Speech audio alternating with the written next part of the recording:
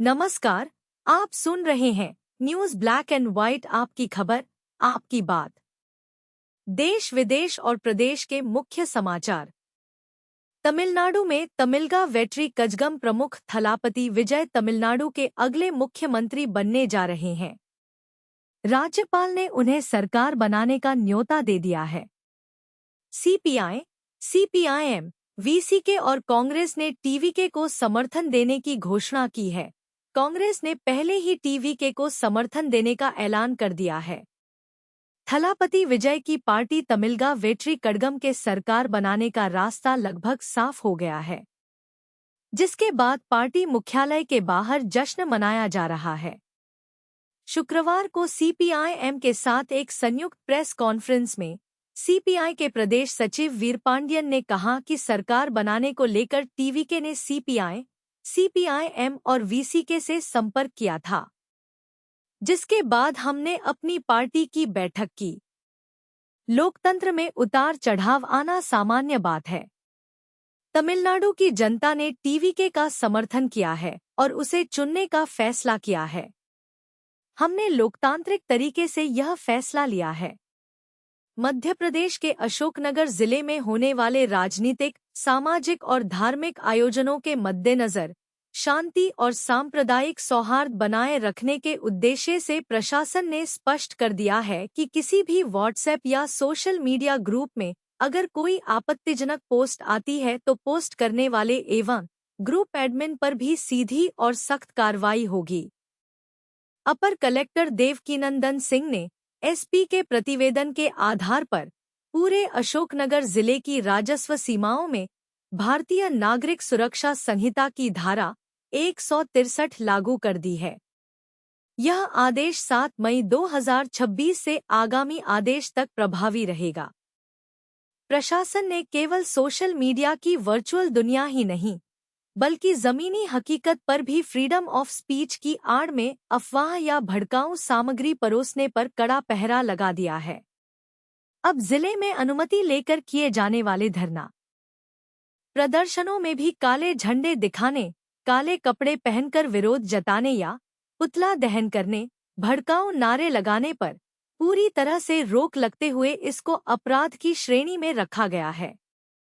IPL 2026 फर्जी ticket बेचकर दर्शकों से ठगी करने वाले अंतर्राज्यीय गिरोह के 4 ठगों को शुक्रवार को सुशांत गोल्फ सिटी पुलिस ने साइबर सेल की मदद से गिरफ्तार किया। सभी आरोपित छत्तीसगढ़ के रहने वाले हैं। अपर पुलिस उपायुक्त एडीसीपी दक्षिणी आर वसंत कुमार ने बताया कि जालौन के प्रदीप सिंह 7 मई को आईपीएल मैच देखने इकाना स्टेडियम पहुंचे थे। स्टेडियम के बाहर उन्होंने 2 टिकट खरीदे और 1000 रुपये ऑनलाइन ट्रांसफर किए। जब वह गेट पर पहुंचे तो जांच में टिकट फर्जी निकले। इसके बाद उन्होंने थाना सुशांत गोल्फ सिटी में शिकायत दर्ज कराई। पुलिस ने मुकदमा दर्ज कर साइबर सेल के साथ जांच शुरू की और शाम करीब 4:30 बजे दोदनखेड़ा चौराहे के पास चारों आरोपितों को दबोच लिया। आरोपितों ने फेसबुक, इंस्टाग्राम और यूट्यूब से असली टिकटों की तस्वीरें डाउनलोड कर उन्हें एडिट किया। फिर चैट जीपीटी से सीखकर कोरल ड्रा की मदद से टिकट तैयार की थी।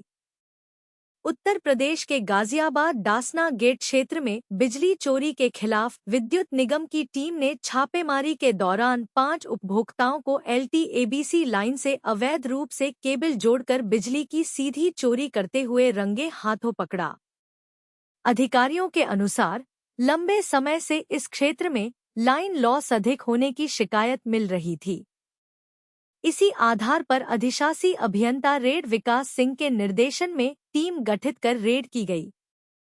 जांच के दौरान पाया गया कि कुछ उपभोक्ता मीटर को बाईपास कर सीधे लाइन से कनेक्शन लेकर बिजली का उपभोग कर रहे थे, जिससे निगम को राजस्व हानि हो रही थी। टीम ने मौके पर अवैध केबल जब्त करते हुए तुरंत कनेक्शन काट दिया। संबंधित 5 उपभोक्ताओं के खिलाफ विद्युत अधिनियम के तहत एफआईआर भी दर्ज कराई गई है। विभागीय अधिकारियों ने स्पष्ट किया कि पकड़े गए उपभोक्ताओं से नियमानुसार जुर्माना और बकाया वसूला जाएगा। अधिशासी अभियंता रेड विकास सिंह ने बताया कि कार्रवाई आगे भी जारी रहेगा। पंजाब में चंडीगढ़ जिला बार एसोसिएशन ने नए मॉडल टेनेंसी एक्ट के विरोध में 13 मई तक हड़ताल का ऐलान किया है। वकीलों का कहना है कि नया कानून न्यायिक मजिस्ट्रेटों के बजाय कार्यकारी मजिस्ट्रेटों को किराए के मामलों की सुनवाई का अधिकार देगा, जिससे आम जनता को परेशानी होगी। एसोसिएशन के उपाध्यक्ष एडवोकेट संदीप गुज्जर ने कहा कि बार एसोसिएशन ने मॉडल टेनेंसी एक्ट कानून का हर स्तर पर विरोध करने का निर्णय लिया है। इस दौरान कामकाज पूरी तरह से ठप रहेगा। आम नागरिकों को परेशानी झेलनी पड़ेगी। वकील अदालतों में पेश नहीं होंगे और सभी न्यायिक कार्यों का बहिष्कार करेंगे और इसके खिलाफ कानूनी लड़ाई भी लड़ी जाएगी। 5 सदस्यीय कमेटी गठित की गई है, जो Punjab and Haryana high court में याचिका दायर करेगी। बार एसोसिएशन ने राष्ट्रीय लोक अदालत के दिन भी कामकाज का बहिष्कार करने का फैसला लिया है। शनिवार को होने वाली लोक अदालत में भी वकील किसी मामले में पेश नहीं होंगे। उत्तर प्रदेश के जनपद मुजफ्फरनगर में शैक्षिक सत्र 2026-27 से परिषदीय और माध्यमिक विद्यालयों में डिजिटल लर्निंग बोर्ड की ओर से 8 डिजिटल प्लेटफॉर्म को मंजूरी दिए जाने के बाद जिले के छात्र ईमेल आईडी के जरिए इनका प्रयोग कर सकेंगे। डीआईओएस राजेश कुमार श्रीवास ने बताया कि विद्यालयों में आईसीटी लैब विकसित की गई है, जहां कंप्यूटर, इंटरनेट और स्मार्ट क्लासरूम के माध्यम से आधुनिक शिक्षा उपलब्ध कराई जाएगी। माध्यमिक विद्यालयों के लिए स्वीकृत 8 प्लेटफॉर्म में दीक्षा, स्वयं, ई पाठशाला, राष्ट्रीय डिजिटल लाइब्रेरी, लोटस लर्निंग, जिज्ञासा और एसटीईएम शामिल हैं। बीएसए संदीप कुमार ने बताया कि परिषदीय विद्यालयों में कक्षा 6 से 8 तक सप्ताह में कम से कम एक दिन डिजिटल लर्निंग कक्षा संचालित होगी। इसके माध्यम से बच्चों को e content, video lecture, interactive quiz, smart board और डिजिटल टूल्स से पढ़ाया जाएगा। बच्चों को e books, video, audio, coding, robotics, AI और वैज्ञानिक गतिविधियों की जानकारी मिलेगी। पुरकाजी में व्यापारी संरक्षण संस्थान की एक महत्वपूर्ण बैठक आयोजित की गई। इस बैठक में संगठन के विस्तार और व्यापारियों की समस्याओं पर विस्तृत चर्चा हुई। संगठन को मजबूत करने के उद्देश्य से कई नए पदाधिकारियों की घोषणा भी की गई। मुख्य अतिथि के रूप में पहुंचे प्रमुख समाजसेवी श्री मोहन तायल ने कहा, व्यापारी अर्थव्यवस्था की रीढ़ हैं। मैं हमेशा व्यापारियों के हक की लड़ाई लड़ता रहा हूं और भविष्य में भी उनके साथ कंधे से कंधा मिलाकर खड़ा रहूंगा। किसी भी स्तर पर व्यापारी का उत्पीड़न बर्दाश्त नहीं किया जाएगा। यदि किसी व्यापारी को प्रशासनिक या अन्य कोई परेशानी आती है, तो संगठन पूरी मजबूती से उसका समाधान कराएगा। जानसठ क्षेत्र के बेहड़ा सादात मंडल में शुक्रवार 8 मई 2026 को भाजपा कार्यकर्ताओं की एक समीक्षा बैठक आयोजित की गई। यह बैठक मंडल महामंत्री संदीप शर्मा के आवास पर हुई, जिसकी अध्यक्षता मंडल अध्यक्ष सुबोध सैनी ने की। मुजफ्फरनगर को आधुनिक और व्यवस्थित शहर के रूप में विकसित करने की दिशा में प्रयास तेज हो गए हैं। प्रदेश सरकार में स्वतंत्र प्रभार राज्य मंत्री कपिल देव अग्रवाल ने लखनऊ में ऊर्जा एवं नगर विकास मंत्री ए.के. शर्मा से मुलाकात कर शहर के विकास के लिए विशेष बजट मांग की मांग करते हुए शहर के मेगा प्लानिंग पर चर्चा की गई। राकेश टिकैत बोले, जो विरोध करता है उसे अपने साथ जोड़ने की कोशिश होती है। मोरना ब्लॉक स्थित धीराहेड़ी गांव में भारतीय किसान यूनियन भाकियू की एक महत्वपूर्ण बैठक आयोजित की गई। इस बैठक में संगठन विस्तार, युवा सदस्यता अभियान और आगामी कार्यक्रमों को लेकर रणनीति बनाई गई। गंगा सेवा समिति द्वारा आयोजित इस विशेष कार्यक्रम में पुरोहितों ने हाथों में 11 दीपक लेकर वैदिक मंत्रोच्चार के बीच मां गंगा की आरती उतारी। घाट पर मौजूद हजारों श्रद्धालुओं ने श्रद्धा भाव से आरती में भाग लिया। इससे पूर्व गंगा सेवा समिति के तत्वावधान में भव्य सुंदरकांड पाठ का भी आयोजन किया गया।